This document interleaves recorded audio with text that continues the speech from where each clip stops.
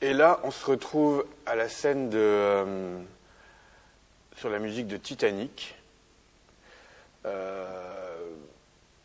qui est donc cette chanson, horrible chanson chantée par cette horrible Céline Dion, que je déteste.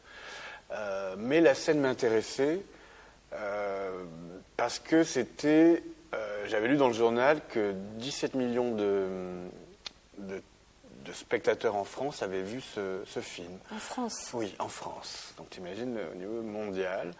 Et donc ça devenait un cliché pour la représentation de l'amour, en fait.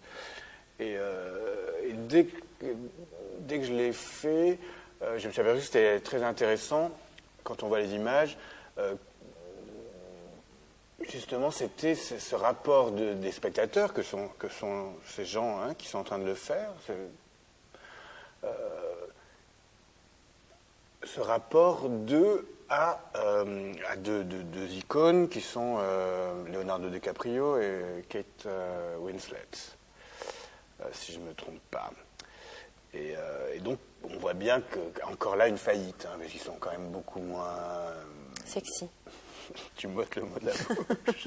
Et en plus, évidemment, je leur ai demandé d'interchanger les... L'homme devient la femme. Voilà, il y a deux hommes ensemble, deux femmes ensemble, peu importe. Voilà. Et ça, c'est quand même d'autres représentations du couple. Voilà, exactement. Donc là, on voit le mouvement de caméra, on reproduit le mouvement filmique, parce que normalement, c'est la caméra qui tourne, mais au théâtre, c'est les acteurs qui doivent bouger, quoi. Et ça, c'est un des highlights du spectacle, puisque la grande majorité des gens reconnaissent et s'amusent beaucoup de cette... Encore aujourd'hui, d'ailleurs? Ah oui. Les gens les revoient, ils passent maintenant régulièrement sur les chaînes de télé. C'est un cliché. Ça ne fait que grandir, si tu veux, la reconnaissance. La reconnaissance de la forme. Et là, on les voit. Ce qui m'intéressait, c'est qu'ils sont de dos, et ça veut dire que tout le monde est dans le bateau. C'est-à-dire qu'assis comme ça, on est dans une espèce de voyage comme ça. C'est intéressant, cette image du bateau, parce que tout à l'heure, en t'écoutant parler sur cette idée qu'il y a une communauté dans la salle qui regroupe ceux qui sont sur scène et ceux qui sont dans les sièges des spectateurs. C'est cette idée qu'on est tous dans le même bateau. Voilà, selon l'expression française. Et aussi, ça me permettait techniquement, là on le voit bien, d'utiliser les dessous. C'est-à-dire l'espace, et comme je dis toujours, je pense le théâtre au point de vue architectural. Qu'est-ce qui est possible de faire dans le théâtre? Il existe toujours, c'est la tradition du théâtre illusionniste, de faire apparaître des choses par-dessous. Et là, le Titanic me permettait d'aller dessous le théâtre. Et là, ça dépend des théâtres, mais là, ils ont une sorte ils rentrent dans... et ils vont donner aux spectateurs la conscience qu'il y a un autre espace qui est dessous. L'idée principale du théâtre est de faire oublier l'extérieur, de faire oublier qu'il y a le public, de faire oublier qu'il y a des lumières, de faire oublier qu'il y a de la musique qui soutient l'action. Or, moi, tout ça est visible. On voit le DJ qui change les lumières, qui met les disques. Et progressivement, la scène se vide de sa présence physique. Voilà, ça c'est mes stratégies favorites. Avec un beau carré blanc sur fond noir. Alors, le carré blanc, voilà. Le carré blanc qui devient jaune, parce que dessous il y a un projecteur jaune, et la musique qu'on entend à ce moment-là, c'est Yellow Submarine des Beatles. Et donc, ils ont coulé avec Titanic, et on les voit partir dessous comme s'enfoncer, peut-être aller dans l'eau, enfin, et y mourir. Là, il se trouve que le DJ, alias moi, puisque évidemment le DJ c'est moi, c'est mon rôle, ils sont sauvés par le Yellow Submarine qui vient les récupérer, en fait. Et donc je les assassine avec Titanic. Ça, c'est la narration entre les lignes. Voilà. C'est l'histoire que tu te racontes. Voilà, comment, tout d'un coup, ces chansons l'une à côté de l'autre On les écoute pour elles-mêmes, or non. Si on met une chanson l'une après l'autre, ça crée un sens. Un sens, exactement. Et du lien, et donc ce que moi j'appelle une dramaturgie, une écriture de la scène. Et là, les spectateurs voient donc ce faisceau jaune qui sort, et il n'y a rien d'autre pendant toute la chanson. Ils vont se retrouver encore seuls. Hein, comme au début, ils étaient seuls avant que les acteurs rentrent.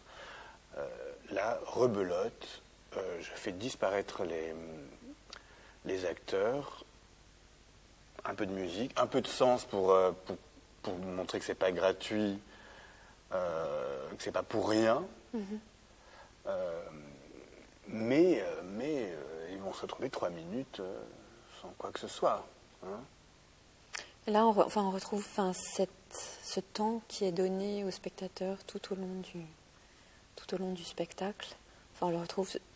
Il existe de différentes manières, c'est-à-dire soit le silence, soit le noir, mais aussi le temps qui est donné dans l'écoute de l'intégralité des chansons, qui sont tous ces temps qui sont donnés au spectateur pour très simplement prendre conscience qu'il est là, en train de regarder quelque chose auquel il participe activement de par la projection qu'il effectue. Au risque de l'ennui, hein, mais absolument. Tout est fait pour que je leur donne des codes, des règles à jouer. Il y aura une succession de chansons que les acteurs activeront suivant le titre de la chanson. Et on ne coupera pas les chansons, donc vous savez à peu près que les chansons durent entre 3 et 4 minutes. Donc même si vous ennuyez, ça ne durera que 4 minutes. Donc ça les permet de... Bon, alors ça c'est pas bien, je m'ennuie, mais je sais qu'il va y avoir une nouvelle chanson. Tout ça pour les faire tenir, quoi. C'est-à-dire leur donner du temps et en même temps définir ces intervalles de temps pour pas qu'ils aient peur. Hein. Mais ils savent qu'ils ont ce temps-là et je joue avec ce temps-là. Comme voilà la scène d'après qui est après le Yellow Submarine, on met la vie en rose. Et comme c'est la vie en rose, c'est tout le théâtre qui est allumé en rose, puisque les spectateurs, c'est la vie.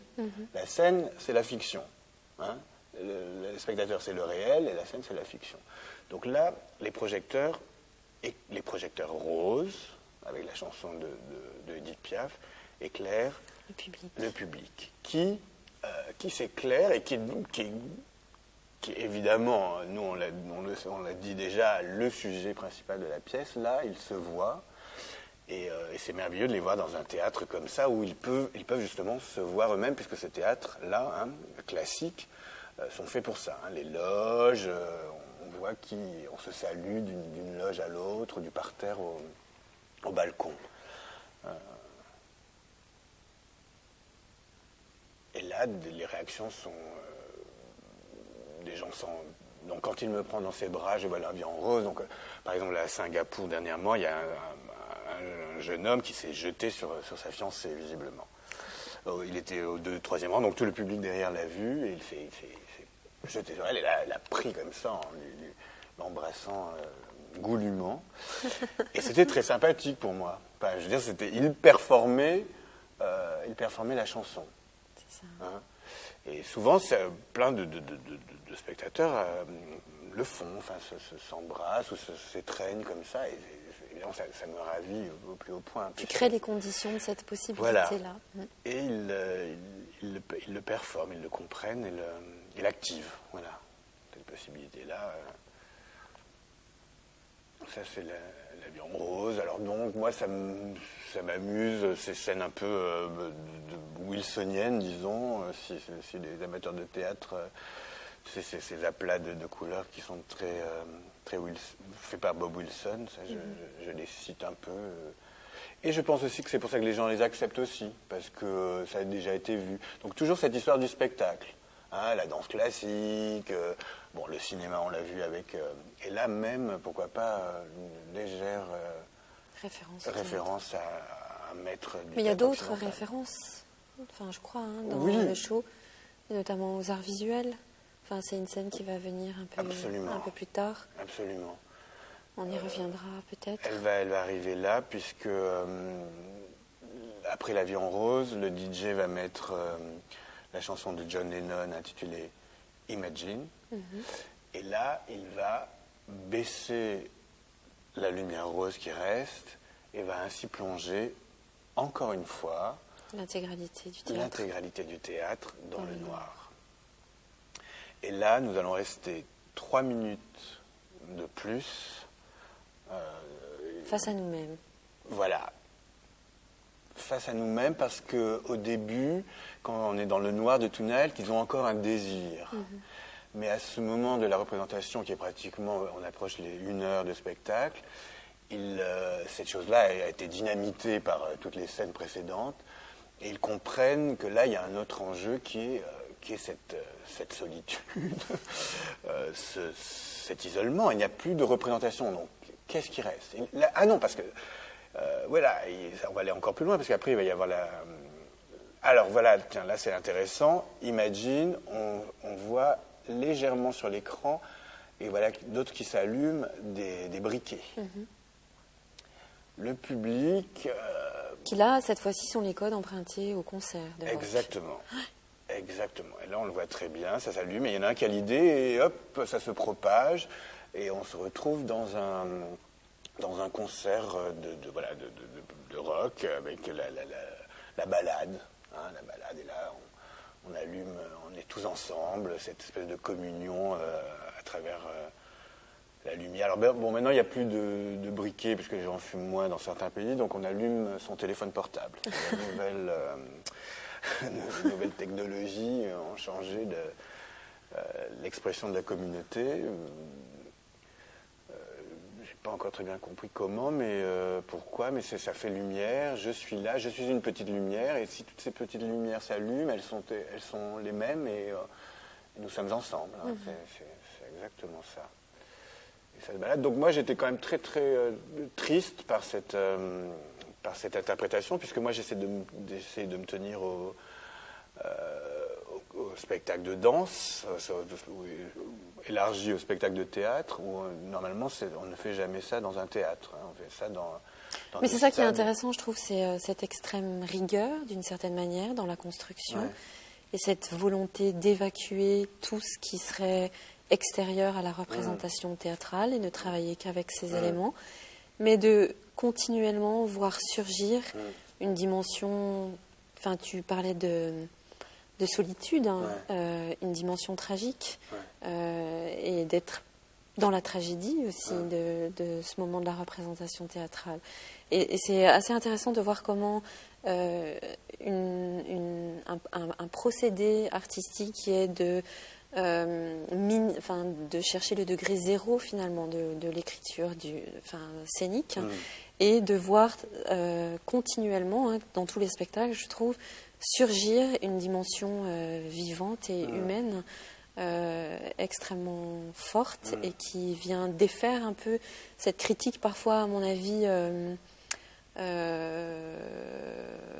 qui manque d'attention sur ce qui est en train de se jouer sur scène dans tes spectacles, qui a aucune sécheresse, la danse conceptuelle.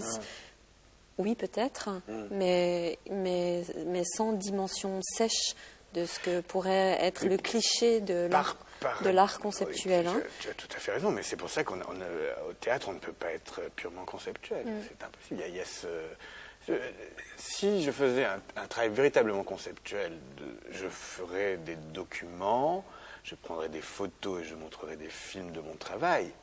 Tant que je travaille dans le moment avec cet inconnu, ce X-facteur qui est le public, je ne peux pas réduire tout au conceptuel. C'est vraiment il n'y a pas de réduction possible. Il n'y a pas de réduction possible.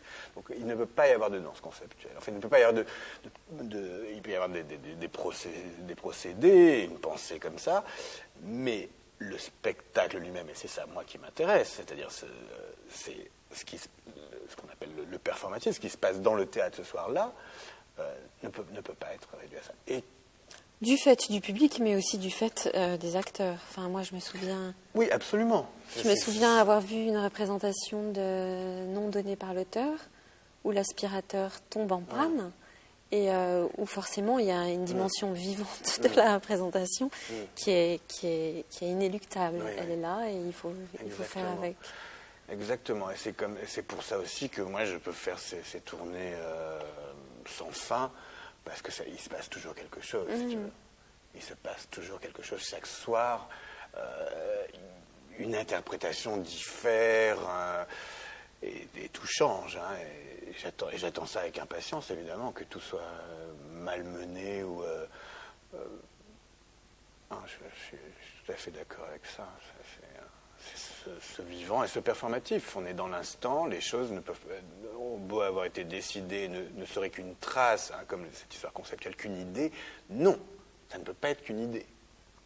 Il y a une effectivité de la chose. Ce qui est rendu, ce qui est extrêmement présent dans un spectacle tel que celui-là, c'est de toute façon, c'est la réception qui est à l'œuvre. Enfin, c'est le spectateur qui fait une grosse partie du travail. Et là, évidemment, c'est continuellement souligné avec ces silences, ces noirs, cette absence d'action sur scène, ce temps qui sera répété et donné de toute façon au spectateur. C'est ça. Elle est là. Elle est là parce qu'il y a réception du travail. Exactement. Je peux virer... Donc là, c'est The Sound of Silence. Donc là, il n'y a plus rien à voir, parce qu'on était dans Imagine, mais de Imagine, on a éteint et on est allé au Sound of Silence. Sound of Silence, le DJ enlève la musique, évidemment. Simon et Garfunkel disent « The Sound of Silence ». Et le DJ baisse la musique. Donc il n'y a là ni chose visuelle, puisqu'on est dans le noir, et tout d'un coup, cette fois-ci, ni son. On n'entend plus rien. Ils le sont tout seuls, absolument. Il n'y a plus de représentation, il n'y a plus de son. Et c'est là où j'isole la troisième fonction du théâtre, qui est les spectateurs. Ce dont tu et le spectacle est en train de se jouer à l'intérieur de son cerveau. S'il n'y a pas de spectateurs, mon travail n'existe pas. Aucun travail théâtral n'existe. On ne pourrait pas faire ce qu'on fait là s'il n'y avait personne en face de nous. On ne fait que dans le but de cette rencontre avec les spectateurs. Et ça, c'est vrai aussi pour les arts plastiques. J'espère bien. Enfin, mais il y a beaucoup de gens qui évidemment pensent au spectateur, mais qui ne le mettent pas en... Qui ne le prennent pas en considération pour lire le spectacle. Voilà, exactement. Enfin, disons que c'est un peu difficile de parler des autres, mais là, le sujet, c'était celui-là. C'est dire, vous êtes une des composantes. Voilà, moi j'appelle ça les trois fonctions, c'est-à-dire, il y a la fonction auteur, qui est moi, ou là, en l'occurrence, le DJ, la fonction performeur, acteur ou danseur, qui sont là en train de revenir sur scène, et la troisième fonction étant ceux qui sont en train de les regarder assis, là, dans le noir.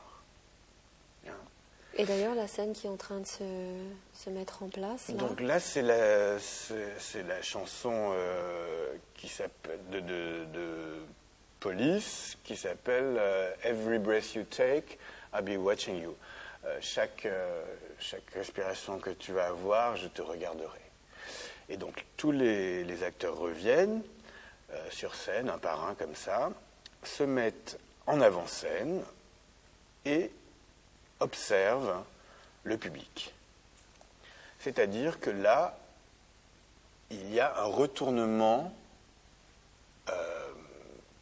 physique de la relation entre la scène et le public. Entre la scène et le public, c'est-à-dire les acteurs vont maintenant vous regarder et on ne va pas tricher puisqu'on rajoute de la lumière sur le public pour qu'ils comprennent bien qu'avant c'était du faux. Puisque quand on est sur scène, on a des projecteurs dans la figure et on ne voit rien, on fait semblant de regarder. Là, l'idée c'était, et je m'en suis aperçu au fur et à mesure, et j'ai dit on va remettre la lumière sur le public. Voilà, et là, c'est comme ce trou noir qui a été fait par Imagine et Sound of Silence, où on est allé jusqu'au bout, jusqu'à justement cette conscience-là, si le public n'a pas compris que toutes ces scènes étaient sur eux, pour eux, sur leur présence, sur leur nécessaire présence dans ce théâtre, là, nous allons la jouer. On va vous regarder. Et qui est une définition assez claire, finalement, de l'ensemble du projet du show must go on, et peut-être de son travail aussi, ou en tous les cas qui est une définition de ce qu'est le théâtre. C'est un cadre pour que des gens puissent en regarder d'autres. Là, c'est exactement ce qui est en train de se jouer. Des gens qui sont en train d'en regarder d'autres.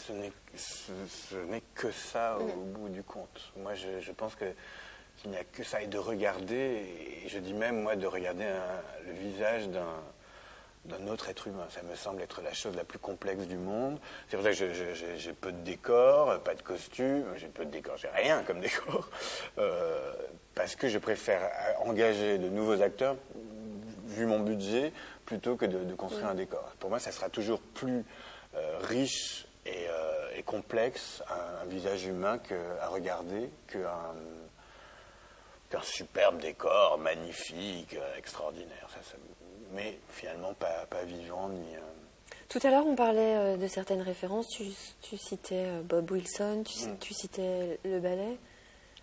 Et avec une scène comme celle-ci, de cette ligne des acteurs face public, moi, quand j'ai vu le spectacle, ça m'a immédiatement renvoyé à cette œuvre de Gary Hill, qui s'intitule Viewer, d'ailleurs, qui est cette ligne de travailleur face caméra qui ne bouge pas ou très peu et qui ne fait que regarder la caméra. D'ailleurs, qui porte le titre de Viewer, c'est-à-dire regardeur. Et la question que j'avais, c'est quelle relation tu entretiens à l'intérieur de ton travail, à l'intérieur de sa construction, avec le champ des arts plastiques. Et là, je parle plutôt de l'art contemporain. Moi, ce qui est évident, c'est que tout le minimalisme comme ça qui à l'œuvre dans cette production, c'est-à-dire par exemple le Sound of Silence, c'était clairement pour moi une référence à John Cage. C'est-à-dire c'était 4 minutes 33 que je voulais performer. C'est-à-dire je travaille sur la musique. Évidemment, si au bout d'un moment, si je continue la réflexion, quelle est la musique, la fin de la musique, la limite de la musique, c'est le silence. Donc il fallait que j'utilise le silence à un moment. Or malheureusement, 4 minutes 33 n'est malheureusement pas assez connu, n'est pas devenu un tube populaire. Tu rigoles, mais c'est dommage. On pourrait imaginer ça. Difficile à faire circuler. Oui, mais on aurait pu imaginer ça, que cette pièce devienne extrêmement populaire. À Melbourne, il y avait Laurie Anderson aussi qui était dans la salle. Elle a fait un tube qui s'appelle Superman, qu'on aurait pu mettre aussi. On peut refaire l'histoire de l'art comme ça. Bon, John Cage, le minimalisme de cette scène vide comme ça, pour moi, c'est Carl André, des gens comme ça. S'il n'avait pas fait ça, si j'avais pas été complètement bouleversé par des œuvres pareilles, c'est évident que je n'aurais jamais imaginé ça possible. Mais c'est sûr que tout ce moment de l'histoire de l'art, c'est-à-dire, je sais pas, les années 60, on va dire, toute cette décennie-là, on sent bien qu'elle sous-tend la manière dont tu abordes le théâtre. Par exemple, si on pense à The Sound of Silence, moi, ça me renvoie aussi à une œuvre de Robert Morris qui s'appelle The Box with the Sound of Its Own Making, qui est une petite boîte en bois qui diffuse le son de sa fabrication, en fait. Et là, évidemment, ce sont ces processus qui sont à l'œuvre. C'est des stratégies. Après, il y a les œuvres. Mais pas seulement des stratégies, je pense que c'est aussi des définitions de ce que sont une pratique artistique. Dans le cadre de cette pièce de Robert Morris, c'est cette idée, qu'est-ce qui fait œuvre d'art? Est-ce que c'est un objet fini que je livre au spectateur, ou est-ce que c'est un processus, c'est une pratique artistique, c'est une interrogation des moyens, du médium, et je crois que dans tout travail, on est à l'intérieur de ça. Moi, ce que j'appelle des stratégies, c'est des modes de pensée, l'art, et ensuite qui trouvent des résolutions dans un objet, comme moi, un spectacle. Mais c'est exactement ça. Je veux dire, sans ces gens-là... Pour faire évidemment, on peut toujours comparer à des choses qui ont été réalisées soit au même moment, soit précédemment. Mais précisément, ce qui est intéressant, c'est de voir les différences. C'est-à-dire qu'est-ce qui vient... Bien sûr. Qu'est-ce qui vient... Oui, pour faire la même chose, c'est pas très intéressant. Voilà, absolument. Quand bien même on le transposerait des arts plastiques à la danse, mais précisément, je trouve que dans ton travail, ce qui est très intéressant, c'est ce qui vient se superposer. Ça serait l'autre moment de ces années 60 de l'histoire des arts plastiques. qui est le pop art. C'est-à-dire voilà, c'est-à-dire comment ces deux choses peuvent coexister au même moment dans un travail et à la fois être une réflexion sur le médium, en l'occurrence pour toi c'est de fabriquer un spectacle, et une culture populaire qui est une communauté culturelle en fait. Et enfin moi j'aime beaucoup. Moi aussi, cette définition me plaît beaucoup. Communauté culturelle, c'est exactement mais ça. qui est aussi intéressante à garder présente à l'esprit. C'est que on n'est pas dans une pratique de l'art pour l'art. C'est-à-dire qu'effectivement, tu interroges le médium que tu utilises et tu viens le regarder de tous les côtés, le disséquer en mettant en évidence ce qui le compose, ce qui permet que tout ça existe. Mais à ça vient s'entremêler le monde à l'intérieur duquel tu existes, et qui fait que ça n'est pas une pratique de l'art pour l'art, ou de la danse pour la danse, ou le spectacle pour le spectacle, mais que tout ça s'inscrit dans une histoire, dans un moment géographique, historique, sociologique. Je suis d'accord avec toi. Je pense que le Shobogan étant l'épiphénomène de cet équilibre entre recherche, questionnement sur l'art et aussi sur le monde. Enfin, vraiment, le théâtre étant comme une sorte de médium, de lien entre l'art et le monde. Mais qu'on retrouve par exemple aussi dans Jérôme Bel, oui, c'est ça. C'est-à-dire qu'il y a une mise à nu des éléments qui composent le spectacle et une mise à nu des acteurs. Mais par exemple, ce moment où ils écrivent leur âge, l'état de leur compte en banque, effectivement, d'un coup, le réel fait irruption sur le plateau. Ça, c'est Barthes qui parle d'effet de réel. Ça. Vraiment, tu vois, j'ai beau travailler tout seul comme ça, dans le théâtre protégé, comme ça, dans c'est quand même cet espace très protégé, hors du monde. Hein. Tout est fermé, tout est noir pour l'isoler du monde, pour qu'on n'entende pas les bruits. C'est pour ça que je pouvais faire un Sound of Silence. Il y a des très rares endroits dans une ville où tu peux faire un Sound of Silence. Et le théâtre est une de ces endroits-là, puisqu'il y a des doubles portes, il y a des pendrillons pour assourdir et aussi, la règle, c'est de fermer sa gueule quand tu es au théâtre. Bon, moi, ça ne marche pas tout le temps, parce qu'il gueule pas mal, le public, mais l'idée, c'est, dans le contrat dont on a parlé, le contrat occidental, je me tais. Le théâtre asiatique, tu peux parler, etc. Dans celui-là, le nôtre... Donc, non, ça c'est... Je pense que le show est vraiment... Enfin, la réussite du show, je dis personnel, parce que c'est pas vraiment une réussite, il y a des gens qui détestent ce spectacle et tout ça. C'est cet équilibre entre le côté pop, tu as raison, et le côté conceptuel, extrêmement... qui interroge la pratique, qu'est-ce que c'est que le théâtre, avec une forme de rigueur. Mais qui l'interroge de manière absolument connectée au réel. C'est ce que enfin, moi, j'étais même surpris par quand je l'ai vu, cet équilibre des deux choses. J'étais ravi de voir des interrogations aussi précises et rigoureuses sur l'art, qui en même temps étaient... ce mode de pensée gonflé et touché une beaucoup plus grande communauté que celle des artistes qui s'interrogent sur leur propre nombril, comme ça l'est aussi là. Mais grâce à la musique populaire, grâce au fait que j'ai beaucoup de gens aussi... Grâce à la relation, grâce au public, à ce qui est engagé avec le public. Grâce à ce qu'est le public aujourd'hui, qui a été formé par plein de mes prédécesseurs et tout ça, je travaille aussi là-dedans, parce qu'on parle de la référence aux arts plastiques, mais il y a aussi, sans ce qui se passe dans la danse contemporaine et le théâtre contemporain, je ne pourrais pas faire ça. Il y a des gens qui vraiment me donnent des clés et me font comprendre si on continue avec les références, il y a une référence qui, à mon sens, est indéniable, c'est le travail de grands magasins. Et précisément, dans le temps, ce fameux temps qui est donné au spectateur pour pouvoir reconnaître ce qui est en train de se jouer devant lui. J'ai l'impression que c'est... moi, je suis très honoré. Je suis le fan numéro 1 de grands magasins. Donc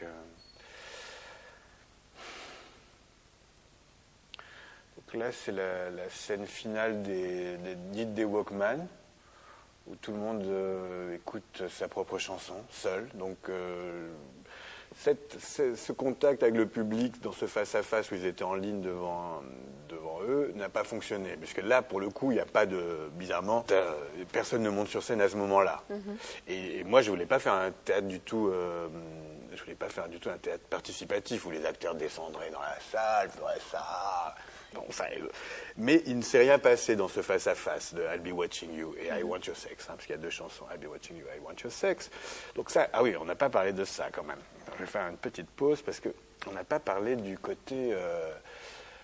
les 2 chansons, enfin le rapport entre le public et la compagnie d'acteurs, il est... c'est le désir. Exactement. Merci encore de dire avant moi, j'allais dire, il est érotique, et c'est le désir. C'est une des choses, des bases du rapport scène-salle, salle-scène, pardon, et aussi scène-salle probablement, puisque pourquoi des gens montent sur scène, sinon pour être désirés. Au fond, enfin, ça semble... C'est le rapport à l'autre. Voilà. Donc là, il est articulé, hein, I want your sex, un peu brutalement, certes, mais bon, je ne voulais pas couper les cheveux en 4 à ce moment-là. Mais comme tout dans le spectacle. Oui, n'est-ce pas ? Effectivement, c'est pas des circonvolutions, c'est plutôt direct. Donc ça, c'était intéressant de... Il y a une littéralité, en fait, voilà, de chaque chose. De vous dire, vous, ce qu'il y a là, ce qui se passe entre nous, c'est du désir. Entre nous deux, nous acteurs et vous spectateurs, il y a derrière tout ce que vous pouvez imaginer, c'est sûr qu'on ne peut pas enlever cette chose-là. Il y en a un que vous préférez parmi nous. Voilà, ça je voulais pas perdre cet aspect-là quand même de l'histoire. Donc là, on arrive à l'avant-dernière scène, qui va être la chanson Killing Me Softly, où tous les acteurs reviennent après donc la scène des Walkman. Et donc cette fois-ci, c'est eux qui donnent la chanson, le disque au DJ. Le rôle s'inverse. Et ils interfèrent dans la liste des chansons du DJ. Et la chanson qu'il lui donne, c'est la chanson de Roberta Flack qui s'appelle Killing Me Softly. Tue-moi en douceur, c'est ça ? Voilà, tue-moi doucement. Et le thème de la chanson, c'est une jeune femme qui entend, on lui dit qu'il y a un jeune homme qui chante très bien, qui fait de la très bonne musique, et elle décide d'aller l'écouter, et elle l'écoute et elle s'aperçoit que ce chanteur est en train de raconter sa vie et qu'il a lu ses carnets secrets, il lui ôte les mots de la bouche, et donc il la tue doucement. C'est-à-dire qu'en voyant cet homme chanter sa vie, elle se vide de vie. Or, moi, ça m'intéressait énormément pour 2 raisons. D'abord, ça me permettait de faire mourir les acteurs. C'est-à-dire, si je tue les acteurs, comme j'ai essayé de les tuer déjà dans Titanic, hein, qu'est-ce qui reste si je tue les acteurs ? Il reste les spectateurs. Et aussi, donc donner de la vie aux spectateurs. Si j'enlève l'énergie de la scène, je donne plus d'énergie à la salle.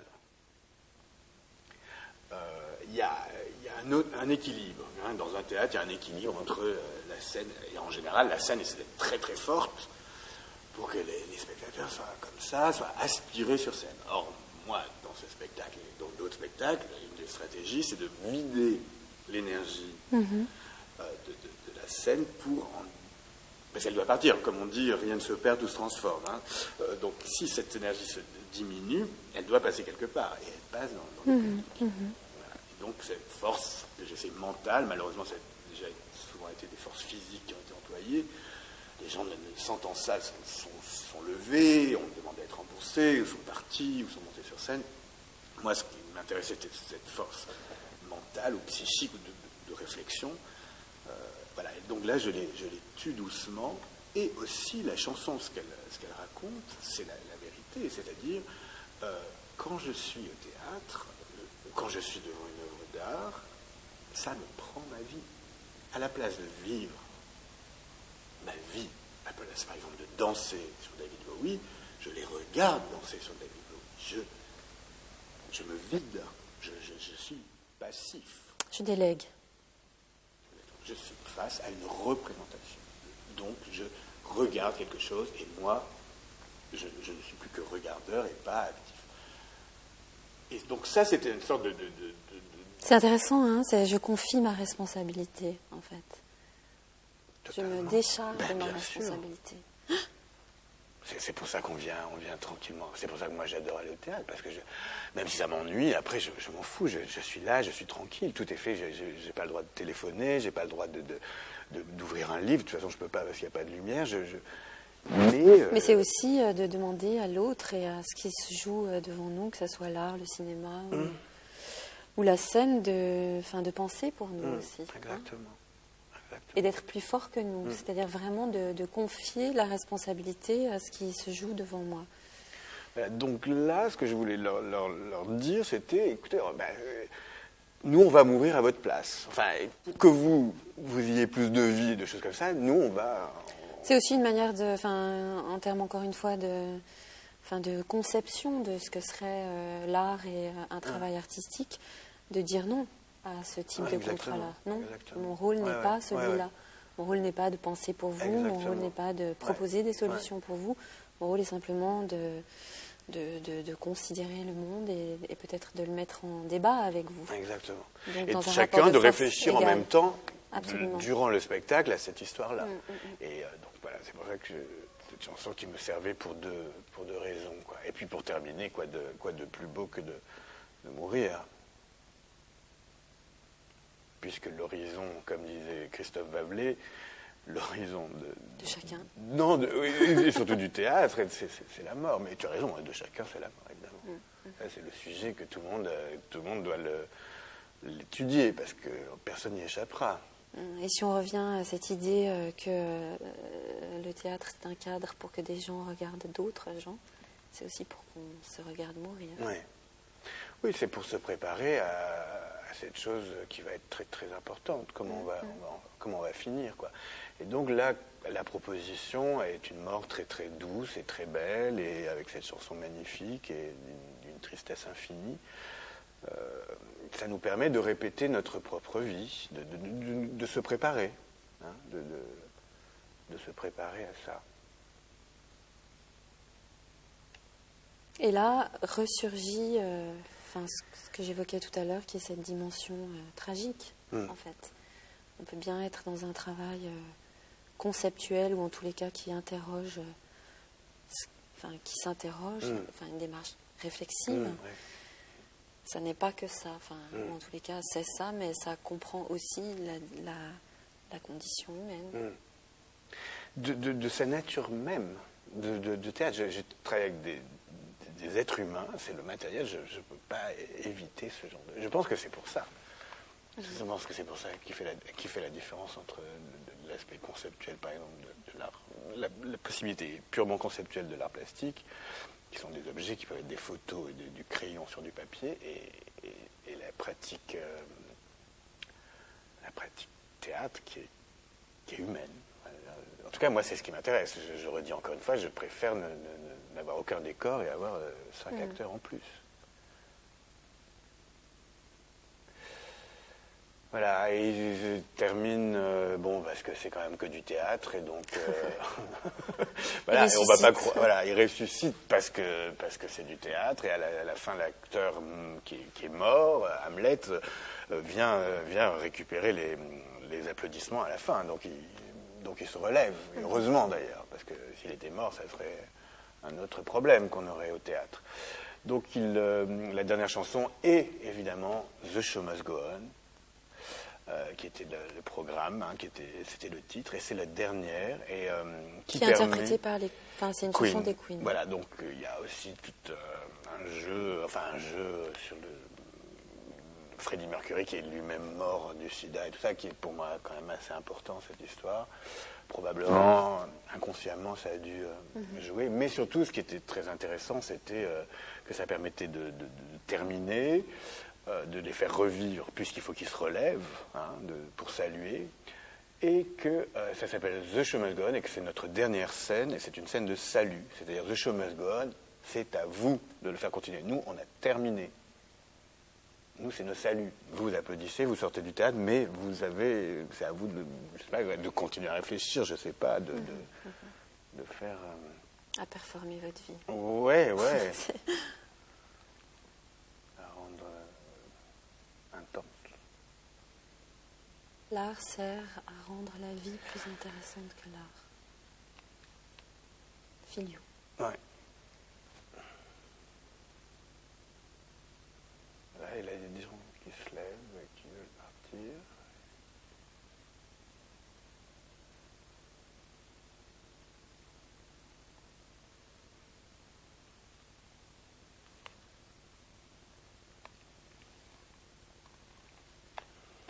Yoann Chapuis, merci. You made it.